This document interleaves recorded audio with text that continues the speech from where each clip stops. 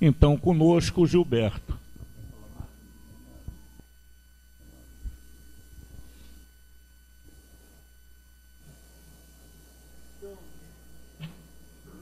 Meus amigos, uma boa noite, e nem os desencarnados responderam boa noite. Não sei se foi por causa da chuva, o que foi. Bom, então boa noite. Isso. Bom, no mês passado nós tivemos esse... tá fino, né? Podia dar um tom mais grave. Ou então eu falo no outro, tá? Mas no mês passado tivemos excelentes palestras de companheiros e, enfim, melhorou. E todos, até a maioria deles, bateram palmas. Aí o povo entra aqui, e o Gilberto, né? Então eu combinei com a Selma o seguinte, ó, vou mudar, tá? Vou ficar com esse outro microfone aqui. Alô. Esse aqui, esse. Tá. Eu combinei com a Selma. Selma, você, se alguém quiser sair durante a palestra, diz que não pode, só depois do passe. Aí fica resolvido, não é isso? Bom, nós estamos no cinquentenário da casa, vocês sabiam? 50 anos fazemos no dia 1º de maio desse ano.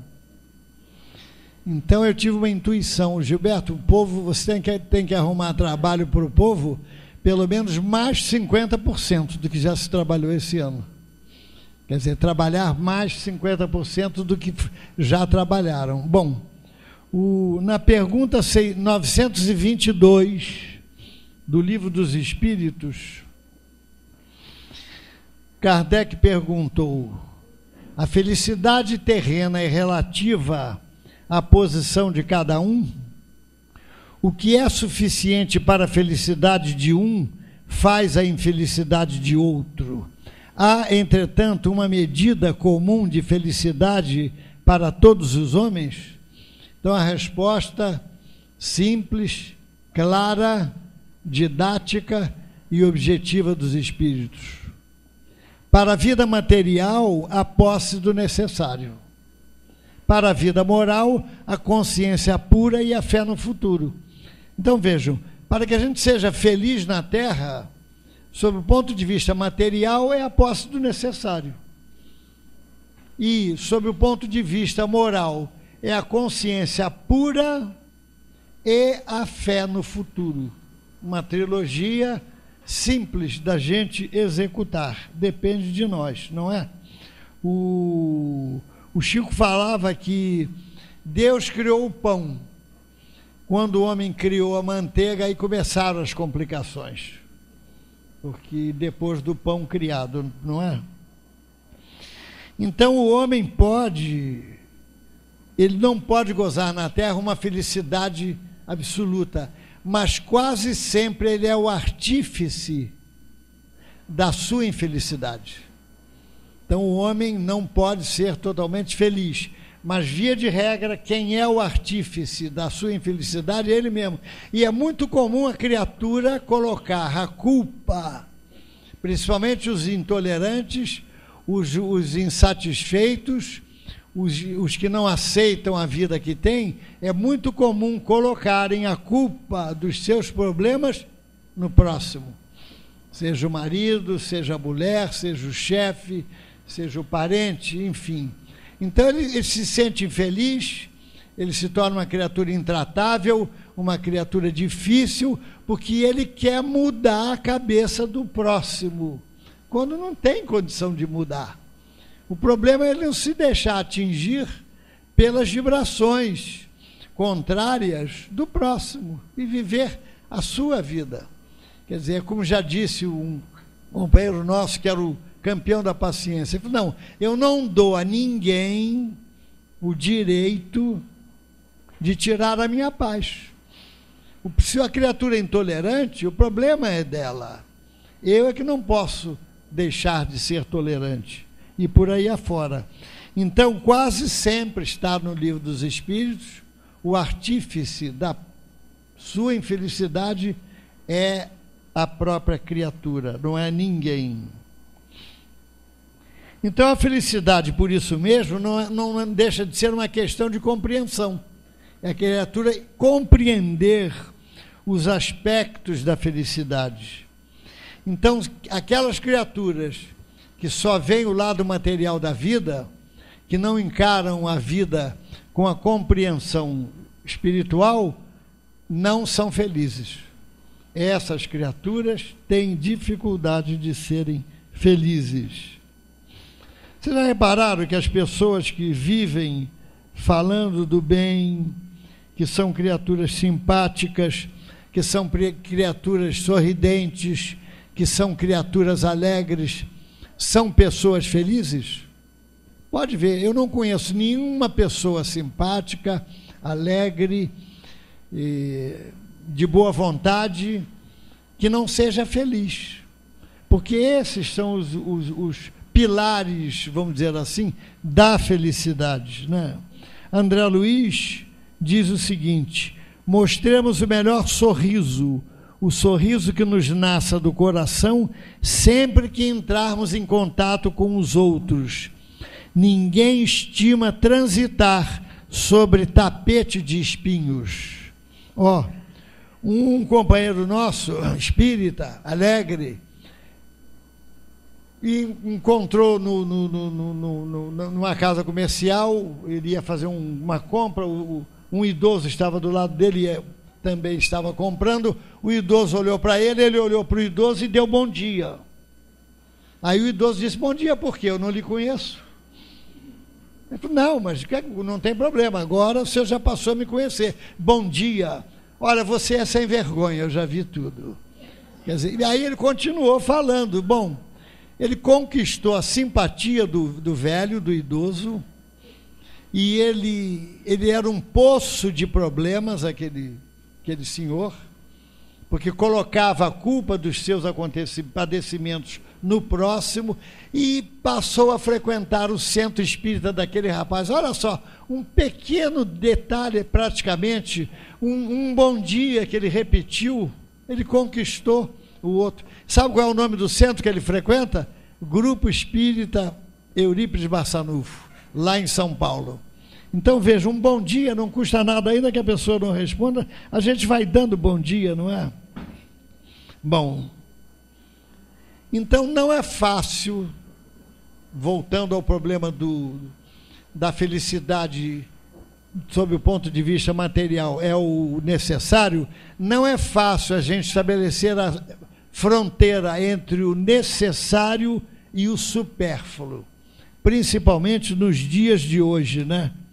Por quê? Porque nós somos bombardeados pela mídia, somos bombardeados com uma propaganda dirigida principalmente para as crianças.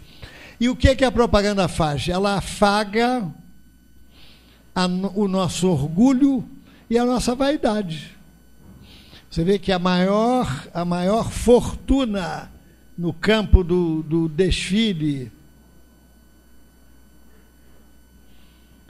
no mundo chama-se a Gisele Bündchen, aquela brasileira. Então ela é colocada para fazer a propaganda. E faz uma propaganda que diz que se você comprar isso, adquirir isso, você está na frente. Então é subliminar. Na frente de quem? Da frente de quem não tem. Então quem não tem vai ficar reduzido, vai ficar frustrado, porque o outro tem e ele não tem. Então, se você comprar, você vai ficar na frente. É a mesma coisa com relação aos carrões, não é? Quer dizer, quem é que eles colocam lá? Os atores principais da novela das 8, que começa às 9, né?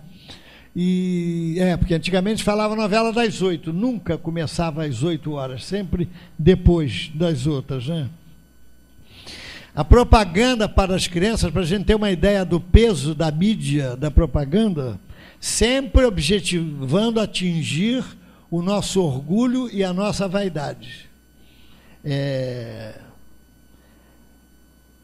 Pesquisas foram feitas por especialistas e outros realizaram análise de 36 horas de gravação em 3 canais televisivos, lá nos Estados Unidos, canais televisivos para criança, infantis, e nas quais foram identificados 800 filmes publicitários. Quer dizer, não é brincadeira, não é, é massificar, é agredir, é pressionar a criança de todo jeito para que ele influencie o pai para comprar. E o pai que não pode comprar, ele entra em depressão, muitas vezes. Quando o filho reclama que o seu coleguinha tem, o seu coleguinha de edifício, o seu coleguinha da creche tem, e o pai não pode comprar, via de regra, ele entra em depressão, porque ele não pôde comprar aquele presente. Então, isso está dentro do contexto do supérfluo, que não tem nada a ver com o necessário, que é bem menos, né?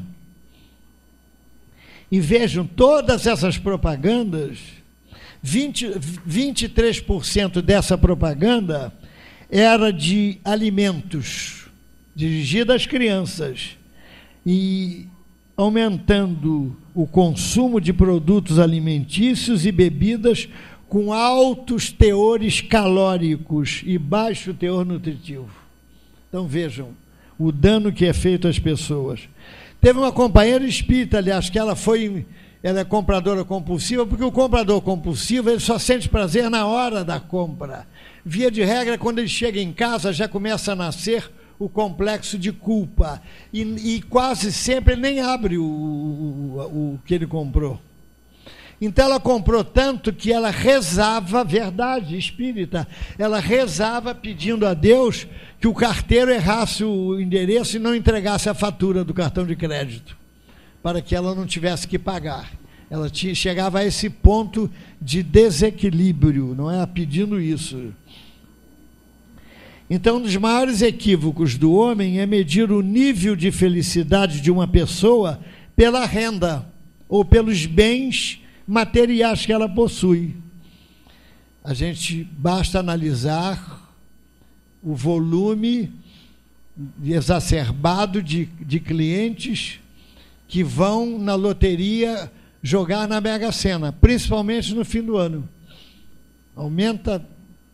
Eu fui fazer um pagamento na loteria no dia 30, acho que foi dia 30 ou 29. O sistema estava lento. Então a moça me disse, olha, é o excesso de jogos que está em todo o Brasil que está fazendo o sistema ficar lento. Então o que eles buscavam ali? Eles buscavam felicidade, entre aspas, aquilo, o supérfluo, que eles pensavam que a felicidade estava embutida naquela montoeira de dinheiro que eles iriam ganhar, né? Martin Seligman, presidente da Associação Americana de Psicologia, ele disse o seguinte, que o nível de bem-estar das pessoas é proporcional à quantidade de renda, até que elas consigam sair da linha da miséria, ou seja, deixarem de passar fome. Então, essa criatura que saiu da linha da miséria, o nível de prazer, de satisfação dela é exatamente igual ao do rei, a da rainha da Inglaterra, ao do magnata árabe, porque é uma satisfação que não é a felicidade, é a satisfação do prazer. A gente vê, por exemplo, nas periferias, quando eles conseguem um benefício do Estado, seja calçar uma rua, seja fazer uma ponte, a felicidade com que aqueles moradores dali, ou a água chegar, que normalmente nem sempre chega, a gente nota que a felicidade, o prazer, melhor dizendo, a alegria deles, é a mesma alegria de um potentado árabe. Quer dizer, está no mesmo nível. Então, provando que a felicidade não está ali, como muita gente pensa, né?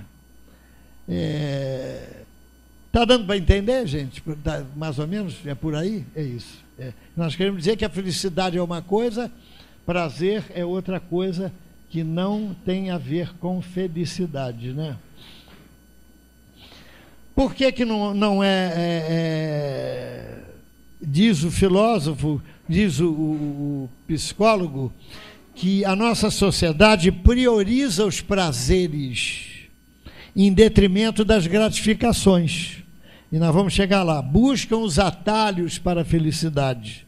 Televisão, smartphone, compras, como nós falamos, drogas, são os atalhos para os prazeres que eles consideram veículos de conquistar-se a felicidade. Então, o erro mais comum é confundir felicidade com prazer, que são duas coisas diferentes, né? Diz o provérbio hindu, a felicidade, o prazer é somente a sombra da felicidade. O provérbio hindu, o prazer é somente a sombra da felicidade.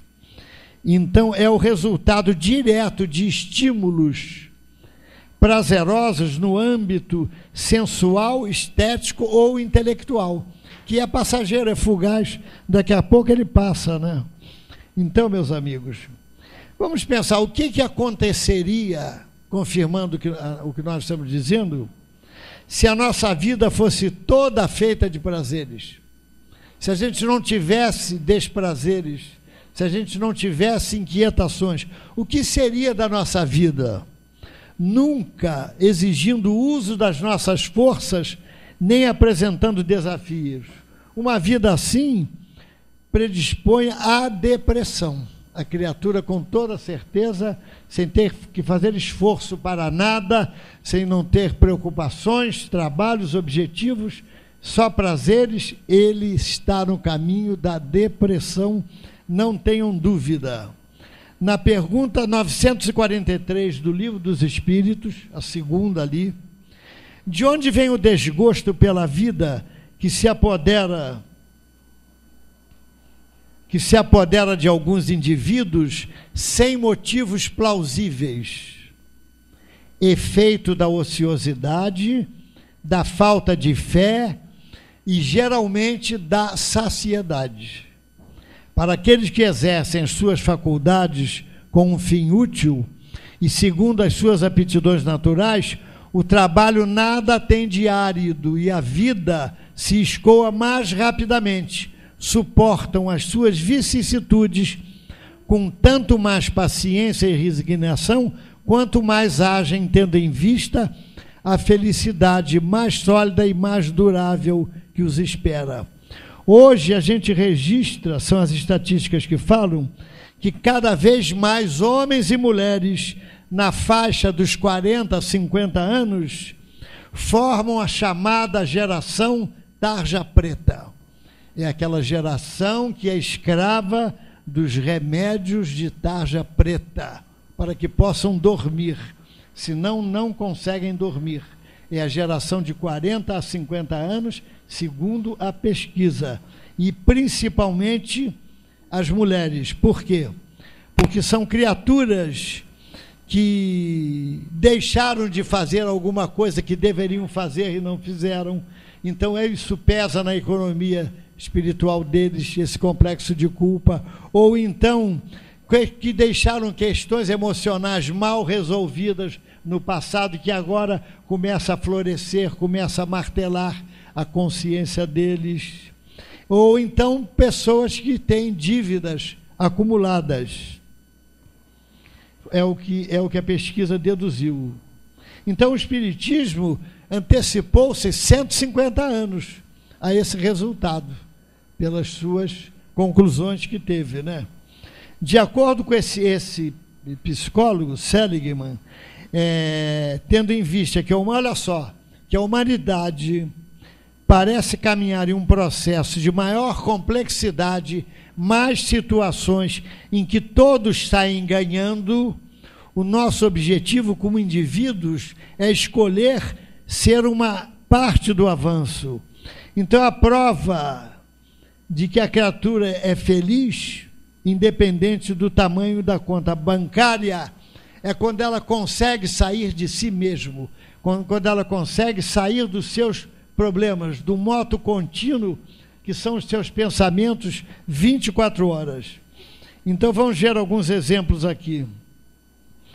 Uma determinada empresária construiu uma brinquedoteca na Ilha do Governador, no hospital, público da Ilha do Governador. No deslizamento do Morro do Bumba, em Niterói, e na enchente do Vale do Cuiabá, em Itaipava, ela reuniu e mobilizou pessoas, levou cobertores, mantimentos e até carro-pipa. Em obras sociais, começou após o filho, de 4 anos, ter recebido o diagnóstico de que tinha um tumor cerebral. Ela continuou trabalhando, conseguiu criar a emergência pediátrica do INCA, esta senhora, com um filho de 4 anos com um tumor cerebral. Bom, logo depois ele desencarnou. Com mais 1 ano o garoto desencarnou e ela então disse o seguinte, o seu depoimento: eu tinha dois caminhos a seguir. Ou me jogava na cama e me fazia de vítima, mas pensou, por que eu? Não medi esforços para ficar bem e concluiu, tenho uma filha de 7 anos para criar e arrumei um jeito de transformar a dor em amor, dar meu tempo em favor dos mais necessitados. O que ela fez? Saiu de si mesma. Ela conseguiu sair de si mesma para servir. E com isso ela amenizou os seus problemas. Ela aliviou a sua dor moral.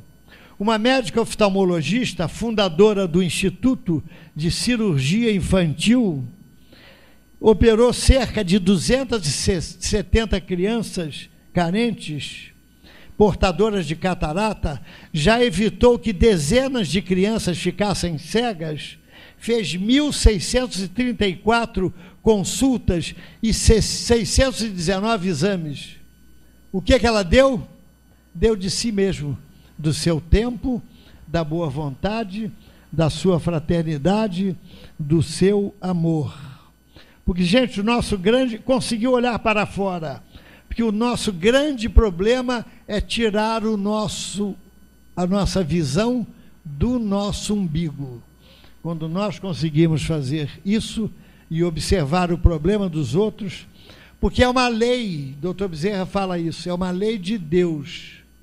Você só consegue ser feliz trabalhando em favor da felicidade do próximo. Quem não trabalha em favor da felicidade do próximo não é feliz. Vocês conhecem algum egoísta feliz? Algum extremamente egoísta feliz? Eu não conheço. Bom, essa agora é mais forte, viu? Um empresário rico tinha uma filha mimada. Ela abria a geladeira, pai, não tem nada, a geladeira está vazia, a geladeira estava atulhada. Um dia que ela repetiu esta frase, ele tomou-a pelo braço, colocou no carro, levou-a para o lixão de Gramacho. Chegou lá, viu uma senhora assando uma ratazana para dar de comer a 4 crianças. E viu mais. Viu outras 4 crianças disputando restos de comida com ratos, cachorros e porcos. A criança entrou no carro sem dizer uma palavra e nunca mais reclamou. Quer dizer, foi uma didática prática, uma aula prática forte, mas que funcionou, infelizmente. Que isso existe. Infelizmente, não é lá fora, não. É na nossa cidade maravilhosa, que está pronta para o carnaval, que vai ser carnaval todo dia, toda hora. Mas existe isso, bem próximo de nós. Agora, avaliemos como é no Nordeste, como é na Amazônia. Vamos pensar. Olha, meus amigos, sabe o que acontece? Quando nós nos exercitamos sempre no ato de fazer o bem, nós nos viciamos, porque praticar o bem vicia. A pessoa fica viciada, sente falta. O dia que ela não vai, o dia que ela não vem, ela sente falta. Porque sabe qual é? Em pesquisa, você sabe quantos % de brasileiros são voluntários? No total, quantos são? 220 milhões de brasileiros? Habitantes, por aí? Brenner, que é o homem dos números, 230 milhões? Desses, somente 17% são voluntários. E na Irlanda, que é um país de mais voluntários, 83% são voluntários. No Brasil são 17%.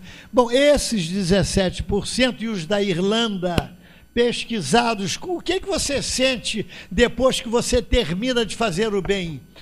Todos responderam, foram unânimes em dizer, sem exceção, eu sinto um enorme bem-estar.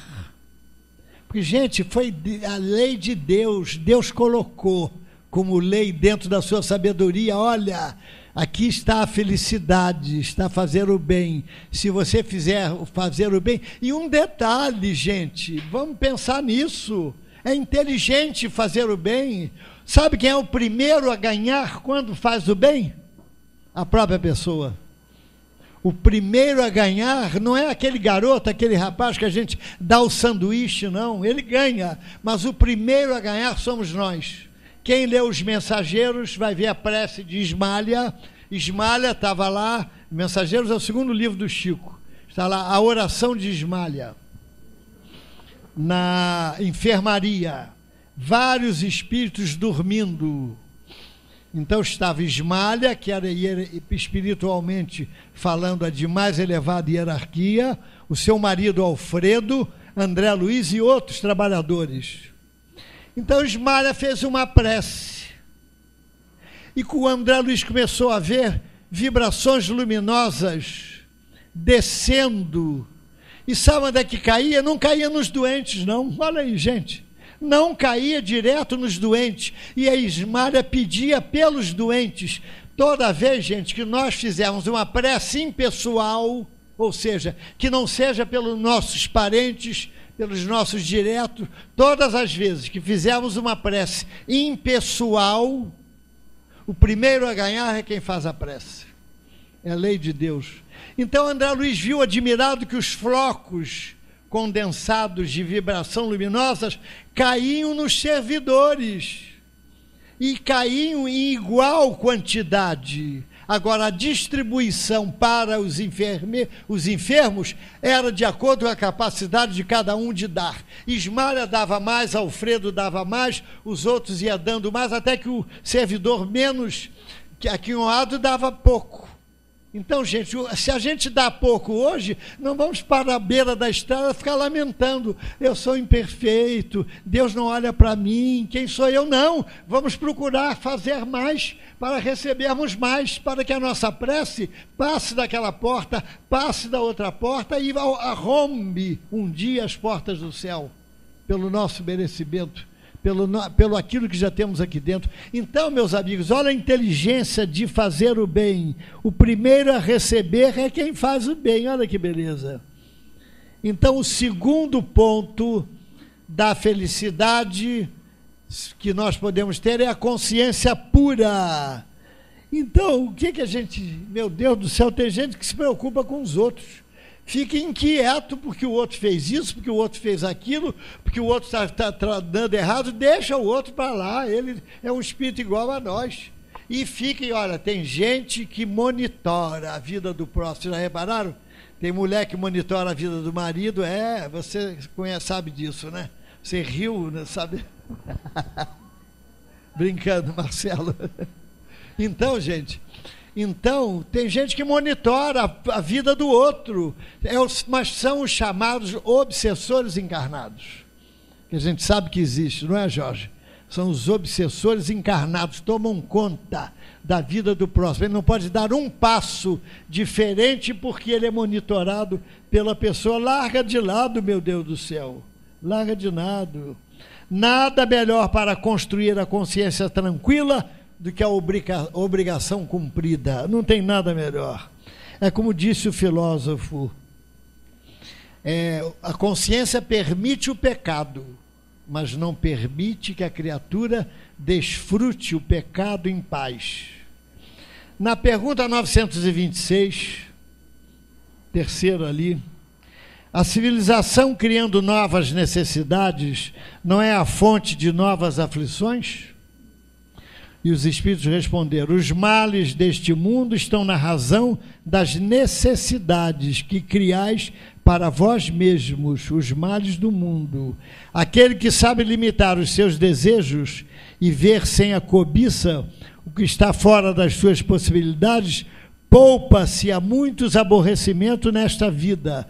O mais rico é aquele que tem menos necessidades. Sabe as palavras. E Padre Antônio Vieira disse o seguinte, que não se sabe onde a cobiça é maior, se naquele que nada tem ou naquele que nada lhe basta.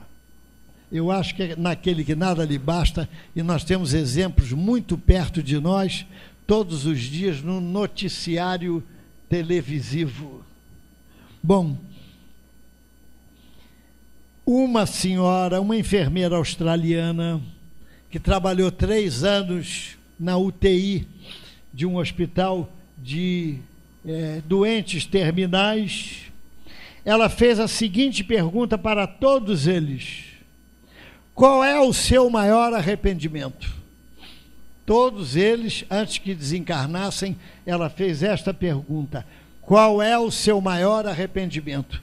Então vamos ver, o primeiro arrependimento, quer dizer, os que responderam mais vezes a mesma resposta foi esta aqui: eu deveria ter tido coragem de viver a vida que gostaria de viver e não viver a vida que os outros esperavam que vivesse. É aquilo que nós falamos do obsessor encarnado, que monitora a vida dos outros. E tem gente que fica preso, realmente não toma iniciativa.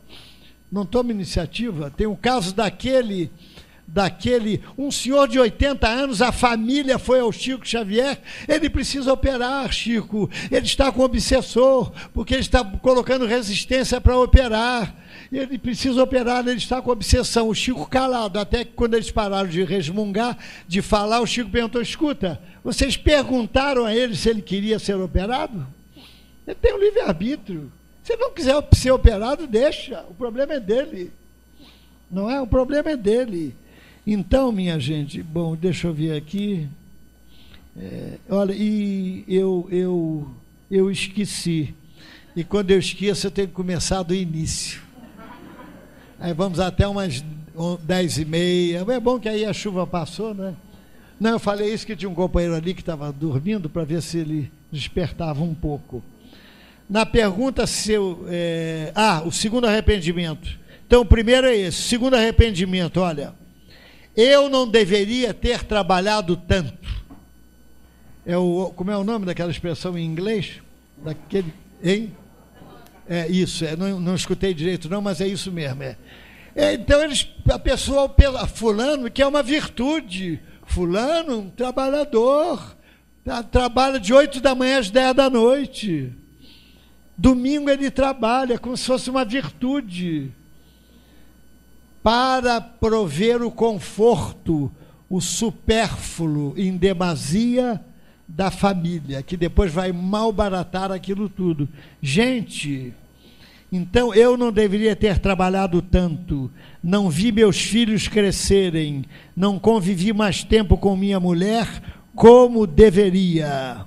E na última pergunta, 682, sendo o repouso uma necessidade após o trabalho, não é uma lei da natureza? Sem dúvida, o repouso serve para reparar as forças do corpo. É também necessário para deixar um pouco mais de liberdade à inteligência que deve elevar-se acima da matéria. Um dia um garoto chegou perto do pai e perguntou: pai, quanto é que custa a sua hora de trabalho? Ele falou: $2. Então ele tirou do bolso $4 e falou: pai, vou comprar 2 horas do seu trabalho para você poder brincar comigo, conversar comigo. Falou para o pai isso, o filho, porque o pai não tinha tempo de lidar com os filhos, de conversar com a mulher, enfim, olha, aos jovens eu dou um conselho, viu? Jovens que vão se casar, se casem com pessoas que gostem de conversar. Porque pessoa que não gosta de conversar vai ser, no futuro, um num lado, outro no outro. E aquele silêncio sepulcral Então conversem com pessoas, não é, Angelina? Que gosta de conversar, assim como a Angelina. Angelina gosta de conversar. Quando encontra a Marlene, então, não se sabe quem fala. Não, aliás, as duas falam ao mesmo tempo e as duas se entendem, né? E quem... E olha, e quem fala muito, quando encontra alguém que ouve, costuma dizer assim: adoro conversar com a fulana, tem uma conversa tão boa, não é? Então, meus amigos, o descanso, não é o lazer, conversar, trocar ideias, isso é importantíssimo, mas hoje tem uma concorrência muito grande, porque em cada lugar tem uma televisão, televisão até no banheiro eu já vi, casa com televisão no banheiro, já imaginaram? E ai de vocês falar alguma coisa, para, eu estou vendo o noticiário, não fala, quer dizer, ninguém fala por causa da televisão, e já contei isso aqui, mas contei o ano passado, então vou contar este ano, daquele garoto que adicionava freneticamente no ônibus, quando entrou um crente e perguntou: escuta, meu filho, larga isso não é de Deus, procura Jesus, aceita Jesus, e ele, sem olhar para o crente, disse: tudo bem se ele me adicionar. E perguntou sem olhar ainda para o crente: será que ele tem o WhatsApp? É o dia de hoje, né? Então, meus amigos, terceiro arrependimento. Esse é forte, viu, gente? Eu deveria ter trabalhado mais a minha expressão emocional, educado melhor as minhas emoções. Tem gente que adora, tem gente que escolhe viver ressentida, magoada, com raiva do outro, e fica o dia inteiro, às vezes, por uma pequena discussão, uma rusga, ele fica o dia inteiro ressentido, ele não fala, houve uma pequena rusga doméstica, eles não se falam, ficam 2, 3, 4 dias sem se falarem. Quer dizer, tem pessoas que gostam de viverem ressentidos, amuados, magoados, e não trabalharam o melhor das suas emoções, que é a alegria, é a simpatia, não é? É o sorriso. Quem é que não pode dar sorriso? Melindro, tem gente que adora guardar melindro uma vida inteira. No livro Pensamento e Vida, Emmanuel disse o seguinte sobre a saúde: a saúde é assim como a residência, que denuncia as condições do morador. Todos os sintomas mentais depressivos influenciam as células em estado de mitose, quer dizer, divisão celular, não é isso?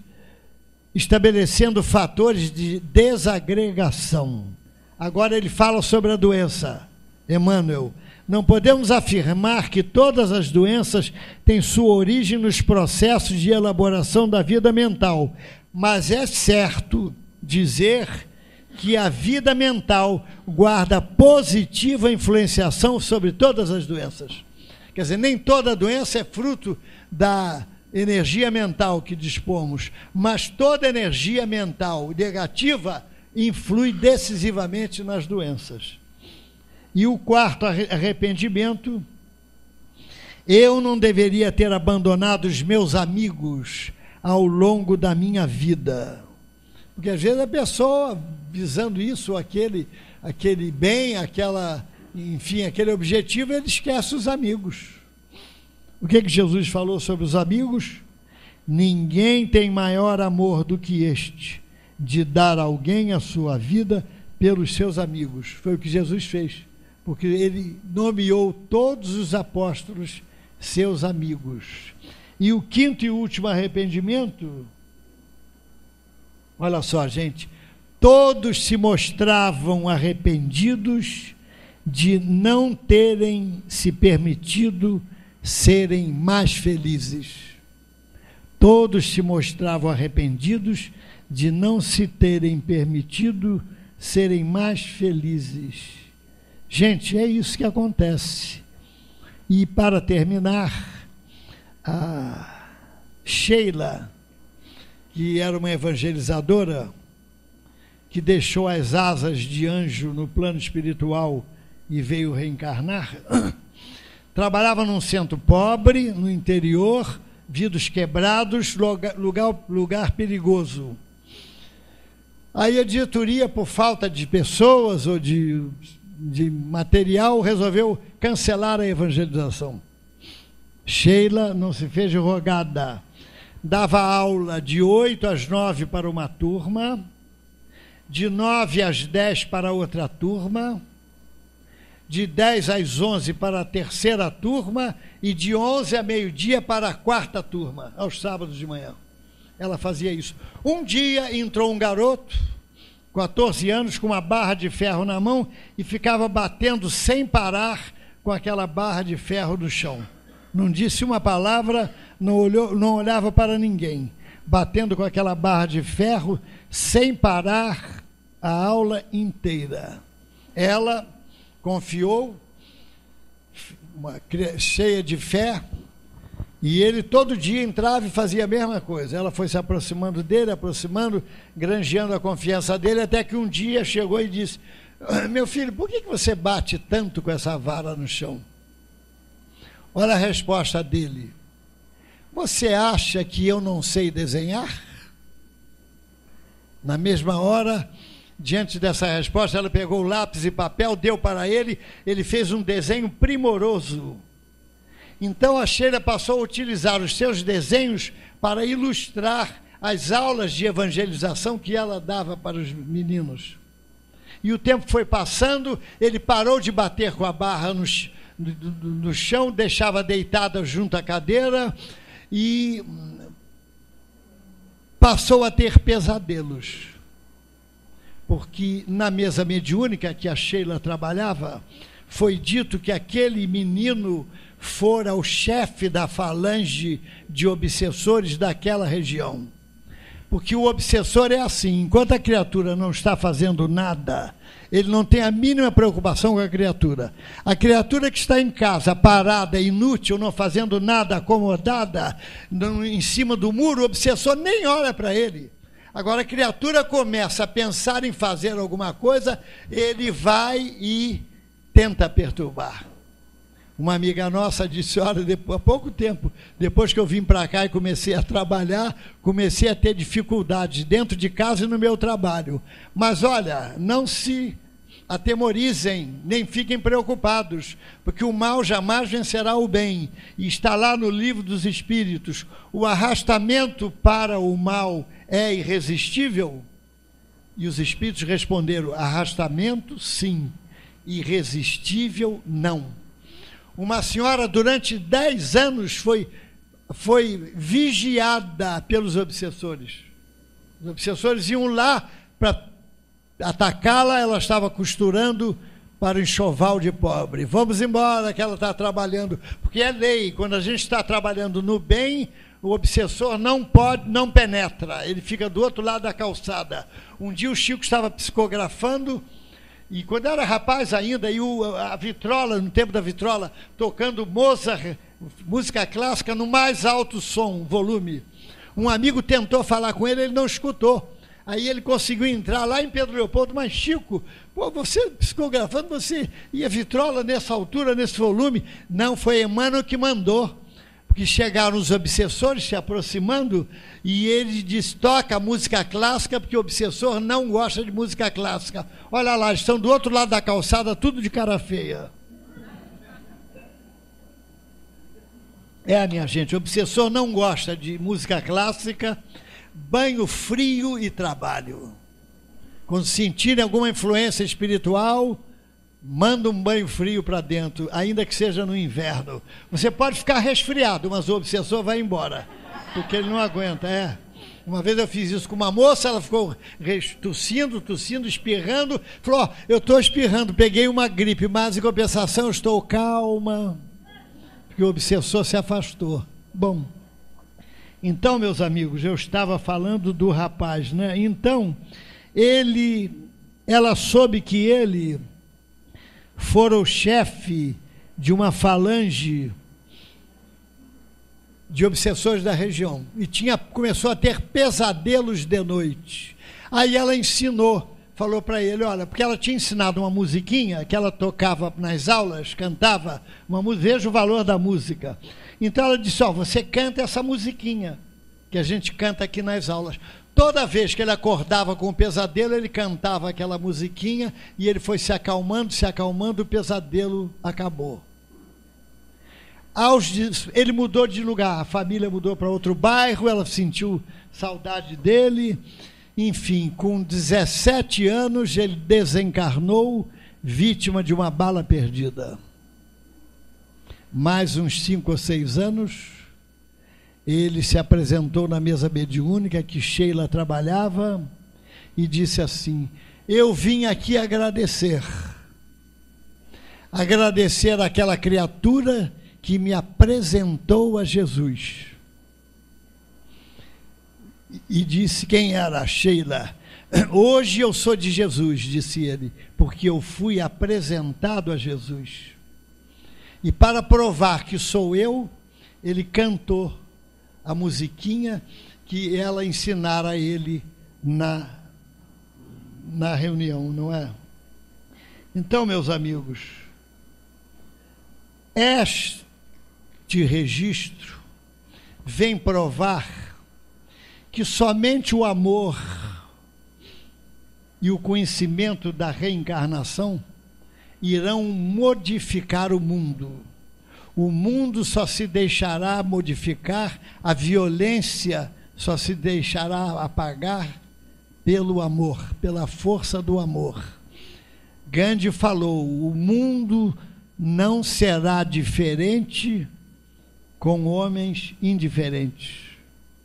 Então, meus amigos, terminando, Emmanuel diz o seguinte, o conceito espírita de felicidade nem sempre enxerga os felizes onde o mundo os coloca.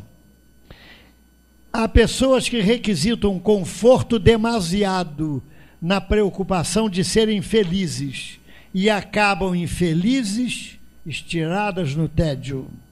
Em toda parte surpreendemos os felizes da saúde, que abusam da robustez, caindo na desencarnação prematura, e encontramos também os infelizes da doença, que senhoreiam longa vida pelo respeito que dedicam ao corpo.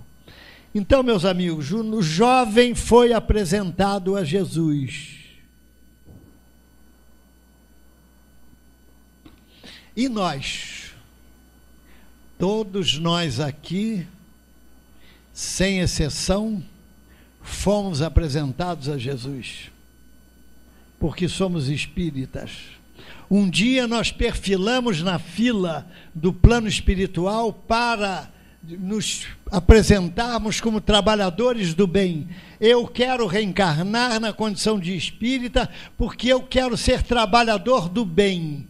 Então, porque o espiritismo está na frente de todas as religiões, não há bibliografia maior de obras do que as obras espíritas, em nenhuma religião, mais de 1000 livros conceituados de obras espíritas. Então eu renovo a pergunta, e nós fomos apresentados a Jesus? Todos nós aqui, eu ouso dizer, fomos apresentados a Jesus. E ele não exige que a gente vire santo, não. Não exige nada que a gente possa fazer além das nossas possibilidades, mas que ele espera que a gente faça sempre aquilo que podemos fazer. Um dia o Chico perguntou a Emmanuel, como é que a gente compreende esse problema de fazer o bem sempre? Como é que é fazer o bem sempre? Aí Emmanuel falou, você tem relógio? Tem. Olha para ele, vamos olhar para os nossos relógios, todos nós aqui. Alguém está vendo algum ponteiro andando para trás? Não está andando para trás. Então fazer o bem é assim, a gente tem que olhar para frente, tem que andar para frente. É igual os ponteiros do relógio que não andam para trás. foi uma metáfora que Emmanuel encontrou para dizer ao Chico que o bem se faz sempre, a todo momento. Então, meus amigos, não tem essa de achar que Deus é injusto comigo, que eu não merecia essa... Vocês acham que vocês caíram numa família errada? Que alguém reencarnou numa família errada? Gente, nós reencarnamos no Brasil, no Rio de Janeiro. Nós podíamos ter reencarnado no Oriente. Nós podíamos ter reencarnado na África. E nós estamos aqui. Então, gente, vamos pensar nesse início de ano, no 50º da nossa casa, que a vida é muito curta para desencarnarmos com o carimbo da inutilidade ou da acomodação. E por ela ser curta, ela é muito valiosa, porque não é fácil nós providenciarmos e merecermos o direito de uma nova encarnação. Todos esses que nós nomeamos, que fizeram bem, que trabalharam no bem, o que eles fizeram? Saíram de si mesmo.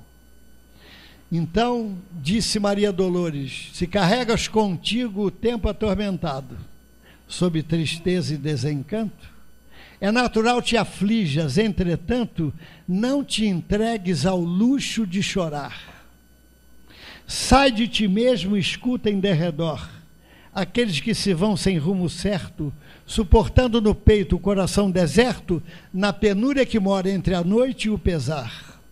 Não importa o que foste e o que sofreste, e nem a dor alheia em mágoas mudas, procurará saber a crença em que te escudas, nem pergunta quem és. Os que seguem no pó do sofrimento, vivendo da coragem semi-morta, rogam-te auxílio à porta, rojando-se-te aos pés. Desce da torre em que te vês somente, escuta-lhes a história dolorida. Esse chora sem lar, outro é quase suicida, cansado de amargura e solidão. Aquele envelheceu sem alguém que o quisesse, outra é mãe desprezada, anêmica e sozinha, sombra de mulher que caminha e respira, agradecendo a fortuna de um pão. Sai de ti mesmo e vem, esquece-te em serviço. É Jesus que te chama ao bem que não se cansa. Acharás ao servir renovada esperança, paz e fé sob a luz de nobres sirineus. E sem horas a dar ao desalento e ao tédio, quando encontres a noite, cada dia, dirás ao céu em preces de alegria, por tudo quanto tenho, agradeço, meu Deus. Muita paz.